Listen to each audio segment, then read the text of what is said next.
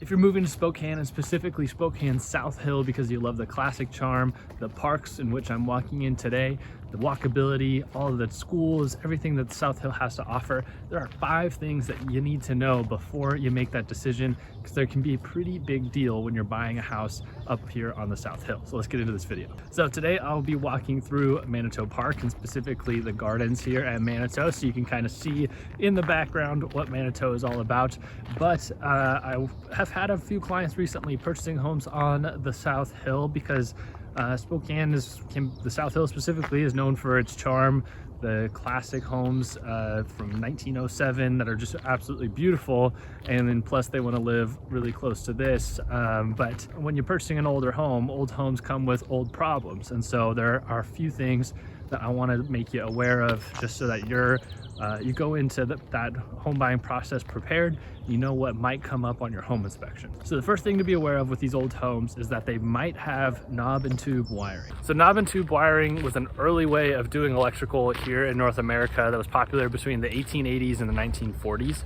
And so because the majority of homes on the South Hill were built in that time period, many of them have knob and tube. And so today that electrical system is definitely considered obsolete. Many people would consider it a fire hazard or very dangerous. As a system, it's not necessarily like inherently dangerous. It's not like immediately a major concern, but especially when we find it in places where it's been buried under insulation, then that could definitely be a potential fire hazard. And it's just something that is really expensive to repair nowadays, to update to Romex. And so if you're looking into a house, definitely be asking the questions potentially about if there is a knob and tube, because it might just be in the basement and be very accessible and easy to take care of, or maybe just up in the attic. But if it starts working its ways down into the walls, into the light switches, into the outlets, it can get very expensive, because most of these homes that have knob and tube also are lath and plaster, and it's not drywall, and so it's a lot harder to work with, a lot harder to patch up. And when they go to replace that, they're definitely going to have to cut holes in the walls in order to pull wire through. So it's just something to consider. It can be pretty costly. A full house rewire could be anywhere from 20 or let's say 15,000 on the low end to 30,000 on the high end, depending on the size of the house. So definitely something to be on the watch out for if you're looking at homes here on the South Hill. All right, before I get into the second thing, I am walking in the Duncan Gardens, or the perennial garden here in Manito. And so recently, a bunch of volunteers just planted all of these rows. I believe there are 30,000 plants that they put in here. And so when you're walking down, you just see rows and rows perfectly. Everything's very symmetrical. So that's what is very cool about this one. There's also a fountain, not turned on yet, but we'll be checking out some of the other gardens here shortly.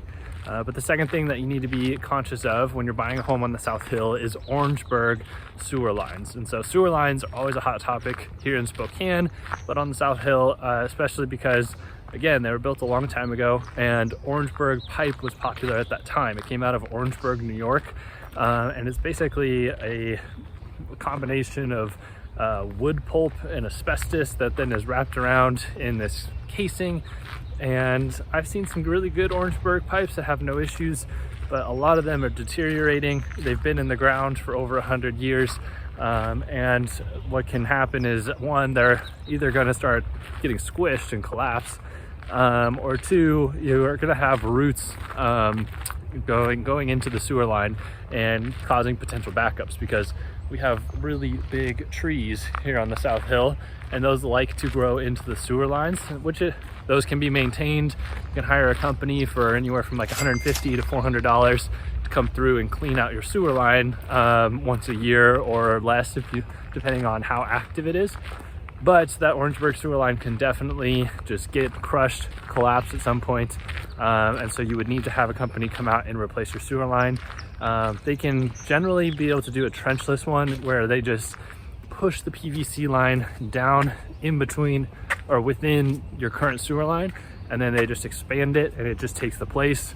It's seamless, so that you're not going to have roots growing in the future for the most part, and it's going to last another 100+ years. So that can be expensive. Again, it will be somewhere in the range of $10,000 to $15,000. So that one's definitely another big negotiating point when it comes to buying these older homes on the South Hill. All right, for the third thing, I've stepped into the rose garden, which is just newly blooming, very little full blooms yet, but I wanted to talk about stone or rock foundations. That's another really common thing with some of these older homes, because back when they were built, we didn't have a way of pouring concrete, so they just literally stacked rocks to build the foundation, put mortar in between the rocks so that keep them in place, keep them together. But it's basically, your foundation is basically part of the earth, and the earth moves, and so what can happen is that there can be some settling. In some of these older homes, very common for some of the floors to be uneven or sloping in one direction. You just want to make sure that it's not an extreme case, or that it's still happening. It's just more likely or not that over the last 120 years, the house has settled into the ground a little bit, and there's probably some portion of the house that might be sloping downward a little bit. And you could have someone come in and jack it up, or just go in and level the floor itself in whatever room it's most prominent in. But it's just something to think about. And then the biggest thing with these as well is that they're not waterproof. I mean, they have holes in between the rocks, and so I've been in a lot of rock foundations where you look at the foundation itself and it's just dark because there's moisture on the other side of that wall. And specifically, if there's maybe a really active sprinkler system just on the other side of that foundation, you can see a little bit of dampness down on the foundation floor. You see that a lot. It's very common, very normal. You just have to keep an eye on it.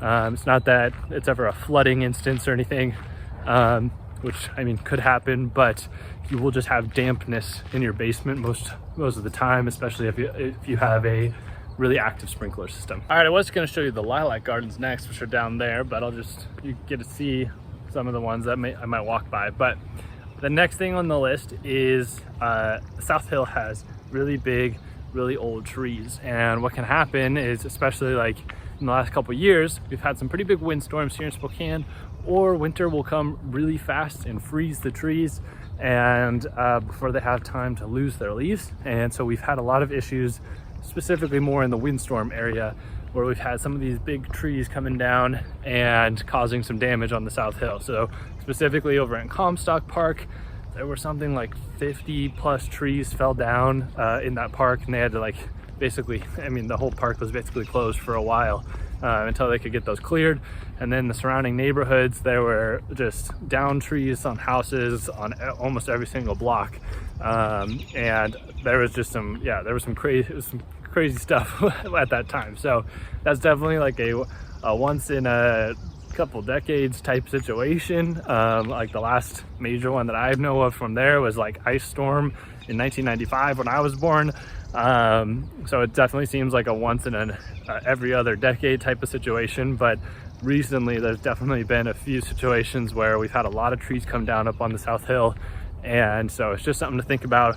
Make sure that your insurance is properly set up, that you're getting enough coverage on your home if something were to happen and you need to replace the roof, replace drywall, because there's going to be a lot of cracking in the drywall if you have something come down and settle on your roof like that. So that was just another big thing to consider. If you are buying a house that has a lot of trees in the backyard, might be worth taking a look, having someone come out, take a look at them, determine how strong they are, and if any of them need to be thinned up or removed, just as a precaution. Well, I was hoping to show you the Japanese gardens behind me, but they're not open yet. It's actually very early in the morning right now, so we'll just keep on walking. But the final thing that you need to know before you buy a home on Spokane South Hill is that there are a lot of hills to get up here, and so if winter driving is not something that you're used to, that can definitely cause an issue.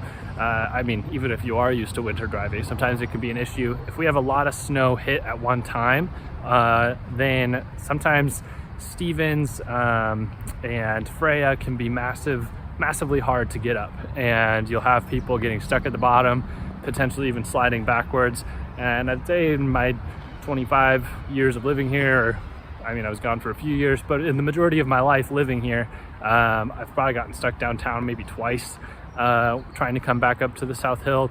And so you can usually find your way back up if you head over to like High Drive. It's a little bit more of a shallower hill. It's a lot longer of a hill than some of the other ones that come up. They're more just like straight shots, like straight up.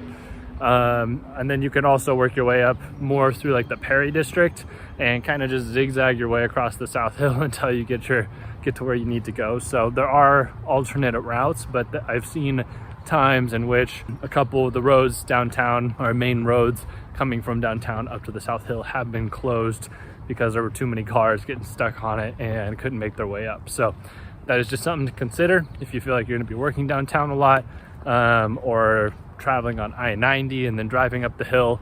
There will just potentially be a time or two in which you get stuck down there because the snow is too crazy. So that's it for this video. Hope you enjoyed this walk through Manito Park and understanding that there will be some concerns with purchasing a home on the South Hill, even though it is absolutely beautiful and a lot of people love living up here. If I haven't said so already, I'm Haydn Halsted, a real estate agent here in Spokane, Washington. I'd love to be your real estate resource. Use the link down in the description to schedule a Zoom call, a Spokane discovery call as I call it, directly on my calendar at a time that's convenient for you. I'd love to help you make your move here to the area. Thanks so much for watching. We'll see you in the next video.